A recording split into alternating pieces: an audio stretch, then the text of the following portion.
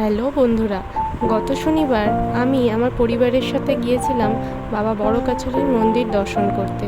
এই যে দেখতেই পাচ্ছ, সুন্দর প্রকৃতির মনোরম দৃশ্য দর্শন করতে করতে আর গল্প করতে করতে আমরা প্রায় পৌঁছে গেলাম বাবা বড় কাছারির মন্দিরের সামনে। এত সুন্দর ফুরফুরে হাওয়া বইছিল যে মনেই হচ্ছিল না যে বাইরে এতটা টেম্পারেচার রয়েছে। তাই ভাবলাম যে এত সুন্দর দৃশ্য তোমাদের সাথে একটু শেয়ার করি।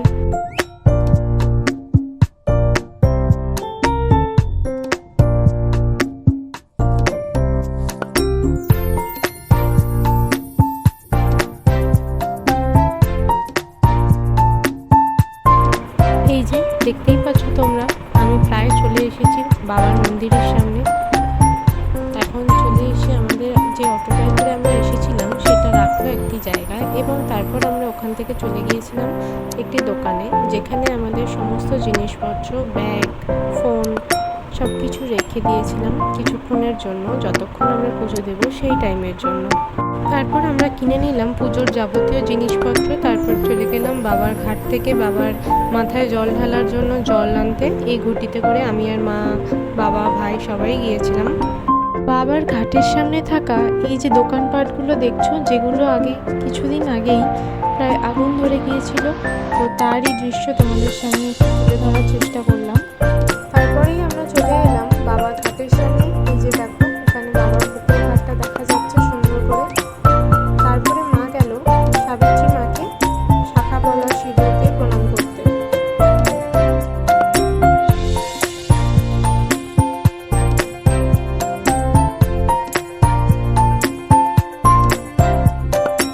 ফাইনালি আমরা চলে এসেছি বাবার মন্দিরের সামনে। এই যে বাবার দর্শন তোমরাও করে নাও। তো আমাদের পুজো দেওয়াও ডান হয়ে গেছে। এবার সবাই হরিবোল দিচ্ছিল, আমরাও করেছিলাম বাতাসা।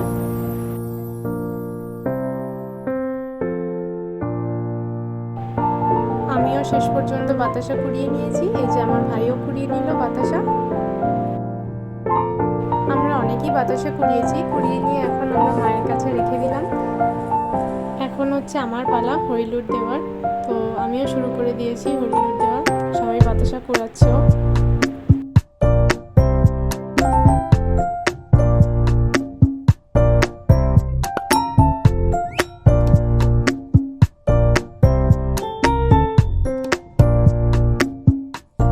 এখানে তোমরা দেখতেই পাচ্ছ একজন মহিলা গন্ডি কাটছেন মন্দিরের চারিদিকে।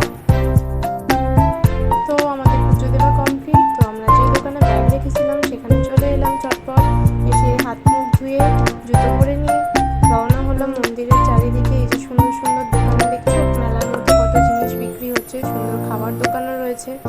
তো এগুলো একটু ঘুরে দেখে নিলাম। তাই ভাবলাম তোমাদেরকেও একটু দেখিয়ে দিই এখানে কি কি দোকান রয়েছে আর কি কি জিনিস এখানে বিক্রি হচ্ছে।